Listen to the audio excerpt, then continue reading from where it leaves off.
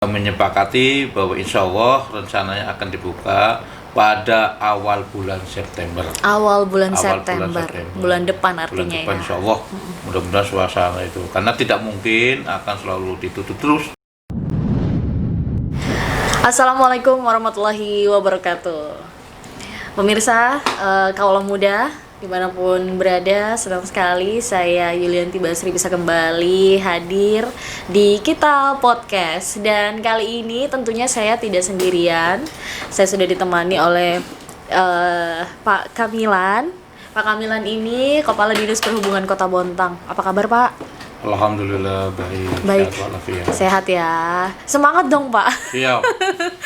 Gimana tetap ini ya, walaupun pandemi? Ya tetap harus semangat. Iya Yang dong. penting dijaga kesehatannya, bersihannya, kesuciannya. Iya sih. Baik, karena hari ini saya sudah bersama dengan Kepala Dinas Perhubungan, tentunya pembahasan kita nggak jauh-jauh dari pelabuhan, dan kebetulan saat ini kami juga sudah berada di kantor Pak Kamilan di Pelabuhan Lok Tuan. Kita akan sedikit mengulas mengenai skenario new normal di Pelabuhan Lok Tuan. Nah, Pak Kamilan, ini kan kita tahu Pelabuhan Lok Tuan ini sudah cukup lama vakum, terutama untuk kapal penumpang. Sudah mungkin kalau tidak salah dari akhir Maret ya. Nah, kapan akan mulai beroperasi, Pak? Ini sudah Agustus, udah 5 bulan artinya. Kapan, Pak? Ya, terima kasih. Assalamualaikum warahmatullahi wabarakatuh. Waalaikumsalam warahmatullahi wabarakatuh. Alhamdulillah, mudah-mudahan semua dalam keadaan sehat walafiat. Sesuai dengan hasil rapat pertengahan bulan Juli, tanggalnya saya lupa, itu bulan Juli tahun 2020, bahwa direncanakan memang pembukaan kembali kapal penumpang, kapal Penny itu awal bulan Agustus. Oh, tadinya awal bulan Agustus, dalam awal bulan ini. Cuma mengingat situasi khususnya para penumpang yang datangnya dari wilayah timur, khususnya Sulawesi Selatan, masih zona hitam, sehingga pertimbangan itu dibicarakan kembali. Dan hasil rapat antara Dinas Perhubungan, KSOP, kepolisian, tentara, PLNI itu sendiri, dan BPBD, Dinas Kesehatan, RSUD itu menyepakati bahwa insya Allah rencananya akan dibuka pada awal bulan September. Awal bulan September. Bulan depan artinya bulan depan, ya. insya Allah. Mudah-mudahan suasana itu, karena tidak mungkin akan selalu ditutup terus. Iya. Itu adalah suatu perekonomian, sehingga banyak saya dapat WA, dapat SMS, teman-teman yang sudah mudik sampai sejak dulu sampai sekarang udah pada kangen ingin pulang ke Bontang. Betul ya. Pak. Kenapa Pak waktu itu sempat kepikiran untuk membuka pada Juli? Awal Agustus. Kenapa, Pak? Apa karena waktu itu sudah tidak ada yang COVID di Bontang, sempat zona hijau kita, Pak, ya? Ya. Sebenarnya belum menginjak zona hijau karena belum 28 hari. Oh iya, betul. Satu ada yang positif lagi ya. Ya, sebenarnya kepikiran pertama itu adalah masukan dari PENI juga, bahwa bilang dari PENI yang menyurati ke pemerintah Kota Bontang bahwa pelabuhan-pelabuhan di Indonesia hampir semuanya sudah dibuka. Sehingga hanya Bontang aja bilangnya belum dibuka. Sehingga dengan pikiran seperti itu, sehingga ada inisiatif untuk segera dibuka pada awal bulan Agustus. Nah, ternyata sebelum awal bulan Agustus, daerah-daerah yang sumber penumpang kita itu terjadi zona hitam. Itu ya pertimbangan. Dan sambil mempersiapkan fasilitas sarana-sarana yang ada di pelabuhan, bagaimana, karena nanti setiap orang naik kapal harus dengan tiket disertai dengan rapid test. Oh, oke. Baik. Artinya di Kalimantan Timur pun cuma Bontang yang belum membuka gitu maksudnya? Iya. Karena Samarinda sudah buka, Balikpapan sudah buka, yang ada pelabuhan-pelabuhannya, nah Bontang aja belum buka. Ya mudah-mudahan nanti awal September, karena kemarin pertengahan Juli sudah di voting kan bahwa insya Allah awal September sudah dibuka, ya mudah-mudahan ya akan dibuka, karena ya memang memaklumi nggak mungkin tutup terus itu kan perekonomian semacam ini. Jadi ini pertimbangannya tuntutan ekonomi. Ada arahan juga nggak Pak dari Kementerian Perhubungan Pak untuk segera membuka? Arahan secara tidak ada karena memang kewenangan istilahnya membuka kembali ya sebenarnya KSOP ya. Tapi KSOP tetap mempertimbangkan kebijakan daerah. Ya kalau daerah dalam ini memang belum membuka, ya KSOP dan PLNI yang menyadarin. Dan justru itu kemarin pada saat rapat juga PLNI, KSOP ya menunggu kebijakan pemerintah daerah. Nah, kira-kira kapan pelabuhan ini bisa buka. Kalau mengizinkan dibukanya memang KSOP kan itu. Bahwa KSOP diizinkan untuk buka itu adalah kewenangan KSOP. Oke, baik. Tadi Bapak sebutkan sudah nggak mungkin ditutup terus, perekonomian tidak jalan. Sebetulnya yang paling terdampak di sini apa dan siapa sih Pak selama ini ditutup? Ya selama ini ditutup khususnya ya mereka kan rata-rata orang Sulawesi, sebagian orang Jawa yang kapal Binaya itu kan ada sampai Surabaya juga. Ya mereka itu kan mungkin ada urusan bisnis, bukan sekedar hanya pulang kampung. Urusan bisnis yang seladinya mau dibawa barang mungkin susah, kecuali memang bentuknya barang besar lewat kapal khusus ya. Yang sebenarnya barang yang kecil-kecil mungkin bisa ditenteng di kapal-kapal railing itu, sehingga kalau ini di stop kebingungan kan gitu. Pekerja-pekerja di sini juga. Pekerja-pekerja di sini, kecuali pekerja khusus yang memang tenaga ahli-ahli itu kan udah ditatangkan khusus. Tapi yang pekerja yang biasa kecil-kecil kan nggak mungkin akan datang tanpa tidak menyarter kan nggak mungkin ya, harusnya melalui kapal penumpang PLNI. Itu bagi tampaknya pasti ada. Kalau ini ditutup terus ya perekonomian kita ya agak tersendat. Walaupun memang barang mulai dulu kapal barang untuk logistik, untuk semen, untuk pupuk semua masih terbuka. Nggak pernah ditutup aksesnya. Nggak pernah ditutup aksesnya. Baik laut maupun darat. Berapa sih Pak kapal penumpang di? Kapal penumpang yang PLNI saat ini kan ada 2, Binaya sama Icon. Untuk jadwal pemberangkatannya sendiri tuh setiap berapa kali? Jadwal keberangkatan itu kapal PLNI biasanya itu bisa 1 minggu bisa, Icon bisa 2 kali. Nah, jadi jadwalnya itu yang buatkan tetap PLNI itu. Oh gitu. Nah, tapi mudah-mudahan nanti nggak tahu nanti dibuat PLNI jadwalnya ke Bontang lagi apa masih sesuai atau profesinya ditambah karena mau ngambil orang yang masih ngendap di luar Bontang. Banyak ya. Nah, nanti kami tunggu dari jadwal dari PLNI. Siap, Pak. Jadi skenario new normal yang diterapkan nanti di awal September itu bagaimana Pak? Mungkin Bapak bisa cerita. Ya, terima kasih. Ini tetap ya walaupun dibuka kapal penumpang khususnya PLNI, tetap protokol kesehatan harus tetap dipatuhi. Ya. Jadi nanti diinformasikan bahwa orang calon-calon penumpang PT PLNI tetap membeli tiket yang disandingkan atau menunjukkan dengan hasil rapid test. Jadi kalau tanpa rapid test berarti tidak boleh beli tiket apalagi naik kapal. Itu skenarionya seperti itu. Nah, nanti setiap penumpang tetap akan di sini ada petugasnya untuk mengatur, gak boleh gerumpul-gerumpul kayak seperti keadaan dulu ya, karena ini kehidupan baru sehingga diatur jaraknya, juga naiknya juga diatur, itu sudah dirapatkan pada saat itu sehingga PLNI pun tidak akan memuat maksimal. Katakanlah penumpang itu kapal Binaya muatnya 1.000, itu hanya ngangkut 50% saja, berarti 500 orang aja penumpang, tidak lebih dari itu skenario yang ditamakan. Jadi insya Allah calon-calon penumpang yang naik di atas kapal walaupun ada rapid test tetap akan diperiksa juga untuk suhunya. Begitu yang datang, datang juga tetap akan dilakukan tes suhu. Nah, nanti rumah sakit dalam ini RSUD akan standby di sini dalam hal yang penumpang yang di luar Bontang belum dapat rapid test. Nah, RSUD akan menyediakan petugasnya di sini untuk mengecek rapid test bagi kapal penumpangnya yang akan naik ke kapal. Oh, jadi syarat utamanya harus sudah rapid test dan hasilnya non reaktif dong. Non-reaktif. Kalau reaktif ya terpaksa harus dilarikan dulu ke sana. Iya, nggak jadi berangkat ya jadinya. Oke, baik. Itu kan yang mau berangkat nih, yang rapid test harus ada surat rapid test. Nah, kemudian kalau penumpang yang datang dari luar ke Bontang juga harus menyertakan itu, Pak. Peraturan setiap penumpang baik dari Bontang mau ke Sulawesi, dari Sulawesi mau ke Bontang, itu kan peraturan memang harus tetap menggunakan rapid test. Menggunakan rapid test sehingga biar datang sampai sini tetap di sini akan diperiksa juga masalah suhu badannya.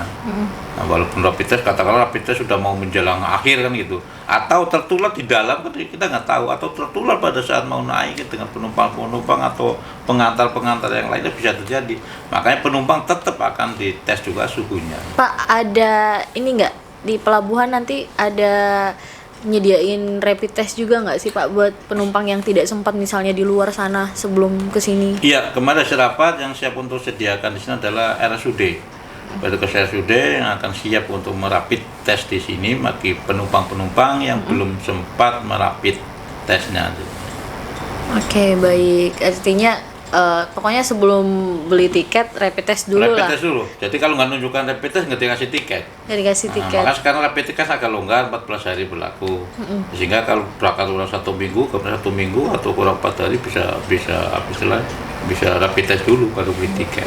Tapi Pak, banyak yang bilang rapid test itu kan hanya akurasinya hanya berapa persen saja Pak. Tapi dari pihak Dinas Perhubungan sendiri meyakini bahwa itu tetap penting dilakukan. Ya, begitu? sementara ini kan yang jadikan barometer untuk mengukur bahwa Anda itu reaktif dan reaktif kan baru rapid test. Nah, kalau mungkin ada alat lebih lagi ya mungkin bisa cek lagi. Saat ini diyakini baru rapid test, sementara walaupun itu hanya menentukan reaktif dan non reaktif. Oke, Pak, ini pembukaannya 1 bulan lagi untuk kapal penumpang, persiapannya sudah sejauh mana Pak? Ya insya Allah kalau persiapan sudah semua, PELNI sudah siap juga, atau sebagian dinas kesehatan, KKP yang khusus memang menangani kesehatan di pelabuhan itu ya sudah semua rapat kemarin itu sudah siap semua. Cuma ya antisipasi petugas harus ada terus, ya bahkan ya tetap ambulan juga harus standby manakala ada penumpang yang harus dirujuk ke RSUD karena reaktif, karena ternyata reaktif, kita nggak tahu. Karena nanti insya Allah pasti ada penumpang yang jauh-jauh tidur di sini duluan, Gitu. sebelum berangkat. Nah, kalau persiapan udah mantep, udah matang. Kalau fasilitas Pak, adakah fasilitas yang ditambah mungkin? Fasilitas nanti karantina khusus ya, manakala dapat calon penumpang yang memang harus dirujuk kemana lagi, mungkin ada siapa. Ruang kita kan udah penuh, itu udah dibicarakan juga. Fasilitas karantina itu khususnya penumpang yang baru datang juga. Jadi insya Allah yang baru datang turun dari kapal akan dibedakan. Yang di steril betul dari penumpang dari Bontang. Maksudnya tujuannya Bontang, khusus memang masyarakat Bontang. Nah, kalau yang di luar Bontang, ya insya Allah kayak dulu suruh langsung pulang, nggak boleh mampir-mampir. Kalau yang dari yang warga Bontang di karantina di mana tadi? Nggak, paling dipisahkan. Dipisahkan aja. Dipisahkan antara warga Bontang asli yang dengan yang Morangkayu, Sangatta, itu mereka suruh pulang. Itu hanya dipisahkan untuk didata. Didata dan tetap dimonitoring. Iya, dimonitoring. Siapa tahu yang namanya kayak kasus dulu kan, datang 16 orang, tahu-tahu sekian hari ada yang positif. Iya, gitu. betul. Jadi kalau ada di datanya kan enak menghubungi. Ada nomor KTP-nya, KTP-nya, ada nomor HP-nya, itu kita enak menghubungi. Oke. Untuk yang berlayar pertama nanti kapal apa Pak rencananya September? Biasanya yang rutin itu Binaya. Binaya. Sebenarnya Binaya kan kemarin tanggal 8 Agustus udah ada jadwalnya. Tapi harus dipending lagi. Jadi nggak rute yang di sini, dipending lagi. Binaya itu. Berapa kapasitas Binaya itu Pak? Binaya 1000. Kemarin PELNI itu ngomong kapasitasnya 1000. Berarti hanya 500. boleh 500 penumpang. Jadi nanti tiket yang jual aku yakin. Saya mungkin minta preferensinya kalau memang penumpang yang dulu masih pada nongkrong di kampung-kampungnya kan akan ingin segera ke sini. Nah, mungkin kan minatnya kan paling banyak. Ya mungkin PELNI, mungkin saya akan berbicara untuk preferensinya agak ditambah supaya mungkin udah jenuh kan, udah sekian bulan di kampungnya. Ya mungkin seperti itu. Udah mau pulang dari dulu nggak jadi-jadi. Kebelet itu kan udah dibuka tapi dibatasi penumpangnya. Itu salah satu ya menjaga protokol kesehatan. Betul, Pak. Seberapa siap pemerintah khususnya di Dishub nih Pak menerima kalau nanti mudah-mudahan sih nggak ada ya klaster baru misalnya dari pelabuhan atau dari kapal ini misalnya, gimana Pak? Ya penerapan protokol penumpang, persiapan penumpang datang, persiapan penumpang naik itu kan sudah tetap berstandar protokol kesehatan.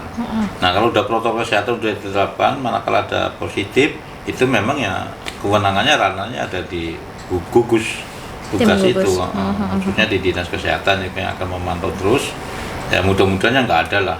Karena ini sudah lama, apalagi naik pakai rapid, nanti di sini dicek lagi, ya mudah-mudahan nggak ada. Ya mudah-mudahan sih nggak ada, Pak. Ya mudah-mudahan. Kalau ini memang tujuannya hanya ke Sulawesi aja? Ada, bukan ke Sulawesi aja, sampai ke NTB kan. NTB. Kalau Binaya malah sampai ke Surabaya, Batu Licin. Surabaya Batu Licin ini kan ya dari luar apalagi Surabaya kan. Nah, Surabaya kan sama-sama zonanya. Oh, jadi jadwalnya udah normal nih, nanti bukan cuma ke Sulawesi, Iya, semuanya tetap normal sampai ke Surabaya juga. Sampai ke NTB. Oke, baik. Kalau ada yang ingin ditanyakan langsung kepada Kepala Dinas Perhubungan, boleh komentar ya di komen Facebook di Kita Muda Media. Jadi kita sambil live juga ya, Pak ya, di Facebook. Siapa tahu ada teman-teman kaula muda yang mau bertanya. Oke, baik. Pak, dulu itu kan paling banyak memang dari pelabuhan yang positif dari Bontang, dan kebanyakan memang dari luar ya, Pak ya, dari Sulawesi dan sebagainya. Nah, kemudian ada kekhawatiran lagi nggak sih, Pak? Walaupun protokol kesehatan waktu itu rasanya juga sudah mulai diterapkan, Pak. Udah ada cek suhu tubuh dan lain sebagainya, di data dan lain sebagainya. Ya gimana, Pak? Nah itu sebenarnya kemarin yang awal-awal akhir bulan Maret sebelum kita nutup itu, memang ya klaster pertama ya kebanyakan yang dari Goa itu. Tapi alhamdulillah klaster Goa itu sehat semua sudah kan, sudah keluar. Memang kita kan pakai protokol kesehatan aja masih ada yang kena positif. Nah, apalagi nggak menerapkan protokol kesehatan. Nah, waktu itu di kapal kan belum menerapkan itu, rapid, belum ada, nggak ada waktu itu. Karena belum begitu nampak apa betul ini positif. Nah, sekarang kan sudah lebih ketat lagi. Naik kapal harus rapid. Jadi sehingga pada saat di rapid terus dia reaktif, berarti nggak boleh berangkat. Ya mudah-mudahan di dalam kapalnya itu sendiri, karena kapasitasnya juga 50%, tadinya 100%, ini juga mengurangi antisipasi supaya jangan terlalu interaksi fisik, ya jadi bisa menjaga jarak, ya sehingga inilah salah satu upayanya. Nah, kalau itu upaya itu sudah dilaksanakan, protokol sudah bisa dilaksanakan, nah, ya contohnya yang kemarin yang dari mana itu dulu, Ngagung atau dari mana ya, itu kan ada rapidnya itu, ada rapidnya Sidoarjo atau dari mana, ternyata di sini dites lagi reaktif, di swab positif, itu kan sedemikian rupa protokolnya diterapkan, dijalankan aja masih kecolongan. Itulah virus yang kita bisa dilihat. Makanya kita perketat betul protokol kesehatan. Pak, kayaknya Dinas Perhubungan ini bukan hanya menangani pelabuhan aja ya, Pak ya. Untuk terminal juga di-sub ya, Pak ya. Angkutan darat. Untuk terminal itu kan udah kelasnya kelas B. Jadi kewenangannya ada di provinsi. Oh, oke. Cuma kemarin kita ya laksanakan juga tetap. Di sana disediakan cuci tangan, di sana juga dilaksanakan juga protokol kesehatan. Kami juga sering mengadakan penyemprotan desinfektan. Tetap walaupun itu kewenangannya di provinsi. Tapi ini karena ada di Bontang, ya kita nggak boleh kecolongan walaupun itu kewenangannya provinsi. Tetap ya, tapi pengawasan yang lebih ketat itu yang di jalur laut ini. Jalur laut. Ketimbang di darat sana, Pak ya. Ya jalur darat kan kemarin sudah selama 3 bulan. Nah, ternyata hasilnya kan cukup signifikan. Semua orang yang kena akhirnya bisa dideteksi. Karena alamatnya dicatat, kamu ke sini tujuannya apa, siapa yang nanggung jawab di sini, semuanya tercatat semua. Sehingga manakala ada kena positif, ya yang bertanggung jawab orang yang mendatangkan di sini. Siap. Pak, kita sapa dulu Pak yang sudah bergabung. Ini ada Pak Aswar Muhammad, kasih stiker good. Selamat pagi Pak Aswar, silahkan jika ingin bertanya. Mumpung Pak Kadis nih ada di sini, Pak Kamilan. Pak, kalau boleh beli loket tiket mulai dibuka kapan? September itu juga atau sebelumnya? Insya Allah kalau dibuka, kita lagi ke perkembangan jadwalan dari PLN kira-kira tanggal berapa ya Septembernya. Berarti minimal ya 1 minggu palingan ya harus sudah dibuka, karena penjualan tiket kan ya di samping itu ada Rusda yang nangani penjualan tiket. Di samping itu tiket juga online, jadi beli online. Ada berapa petugas Pak nanti yang disiagakan Pak di sini, baik dari Dishub, kemudian ada dari Dinkes juga, tim gugus juga ya Pak? Itu petugas insya Allah gabungan. Gabungan. Ada kepolisian, ada TNI, ada Dishub, ada kesehatan, ada apalagi KKP. Jadi gabungannya ya agak sedikit lah. Agak sedikit ketat lah ya. Sedikit ketat. Ya harus sebetulnya Pak. Jangan sampai. Jadi makanya kami sampaikan kepada masyarakat calon penumpang, bukan ini mempersulit. Nanti kamu dulu di jarak itu nanti disangka mempersulit. Iya, betul. Padahal ini memang ya demi kita semua. Jadi bukan untuk karena sekarang ke pemerintah Kota Bontang kok mempersulit gini-gini, terus dimunculkan aneh, itu memang Sudah ada yang kesehatan. protes Bapak? Ya insya Allah akan seperti ada kayak saya itu pasti ada, karena berat-berat manggul ini kan, terus tahan dulu ngatur jarak, itu kan pasti inginnya cepet-cepet naik ke kapal gitu, karena beratnya begitu juga yang turun, mungkin ngangkut kelapa mungkin kan berat. Banyak nih Pak yang sudah mulai masa bodoh dengan protokol kesehatan. Mereka menganggap sudah biasa lah ini. Nah, mungkin dari ketika keberangkatan semuanya jelas, ada rapid test, cuci tangan dan sebagainya. Nah, untuk nantinya di atas kapal memastikan, Dinas Perhubungan memastikan kalau mereka tetap menjaga protokol kesehatan tuh gimana Pak? Itu kalau di atas kapal udah kewenangan Pelni. udah kewenangan ya ABK itu. Oh, oke. Anak buah kapal yang untuk mengatur itu. Saya udah, karena di darat itu sebelum naik itu sudah diatur protokolnya. Begitu juga yang akan turun. Nah, kalau sudah turun berarti kewenangan ada di sini. Jaga jarak, ngatur bagaimana di sana itu ada kewenangannya ABK. Nah, mudah-mudahan ini juga dipahami. Biasanya banyak yang longgar, banyak yang kosong. Orang pertama sekarang harus dilonggarin. Nanti ngamuk-ngamuk, ya namanya orang banyak kan gitu. Ini harus disadari calon penumpang supaya kita sama-sama jaga tujuannya apa? Ya kita bukan untuk kepentingan pribadi itu merasa sehat.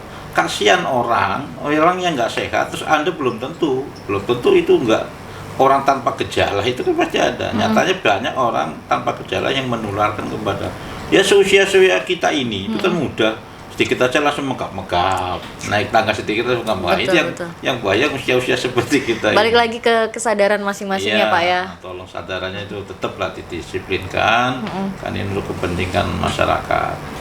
Demi kebaikan bersama biar tetap terus beroperasi ke depannya Pak ya.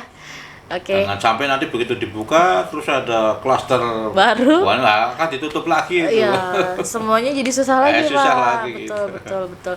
Sebelum kita tutup podcast, saya mau nyapa lagi nih Pak, banyak banget yang sudah bergabung. Terima kasih. Ada Ahmad Fauzi, kemudian ada Ika, Agus Salim Agus, ada Mainri Aji Purwanto. Banyak juga ya. Banyak Pak. Ada Mulia Muring Taslim, Risma, Ilsa, Umi Kalsum, Pablo, Nuraini dan juga Yasin Mustafa, dan yang tidak bisa saya sebutkan satu persatu banyak ya. Pak.